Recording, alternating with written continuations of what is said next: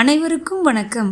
கடைசி வீடியோவில் குழந்தை வேறு இடத்தில் வளரும் என்பதை பெற்றோர்கள் அறிந்தனர். ஒரு நாள் இரவு அவர்களுடைய கனவில் தோன்றிய இறைவன் முற்பிறவில் இக்குழந்தை இஸ்லாமிய குடும்பத்தில் பிறந்து பிராமண குடும்பத்தில் வளர்ந்து ராம நாம தாராச மந்திரத்தை பாரங்கும் பரப்பிய கபீர் தாஸ்தரே, இப்பொழுது உங்களுக்கு குழந்தையாக பிறந்துள்ளது.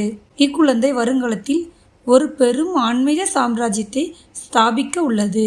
உங்கள் மகனை குறித்து நீங்கள் கவலைப்பட வேண்டாம். நாளை காலை பக்கீர் என்பவர் வந்து உங்கள் குழந்தையை கொடுக்குமாறு கேட்பார். தயங்காமல் அக்குழந்தையை அவரிடம் கொடுக்கும்படி கடவுள் கூறினார். குழந்தை வேறிடத்தில் வளர்வது மிகுந்த நன்மை அளிக்கும் என்று கூறி இறைவன் அங்கிருந்து மறைந்தார். மறுநாள் காலையில் இருந்தே குழந்தை அழுது கொண்டே இருந்தது.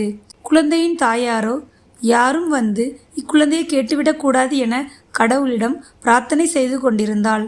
கலங்கி நின்ற மனைவியை பார்த்து, ஹரிசாதே, ஏன் கவலைப்படுகிறாய்? நம் கனவில் இறைவன் சொன்னது போல பக்கீர் வந்து குழந்தையை கேட்டால் கொடுத்து விடுவோம். எங்கிருந்தாலும் நம் குழந்தை நன்றாக இருந்தால் போதும் என ஆறுதல் கூறினார்.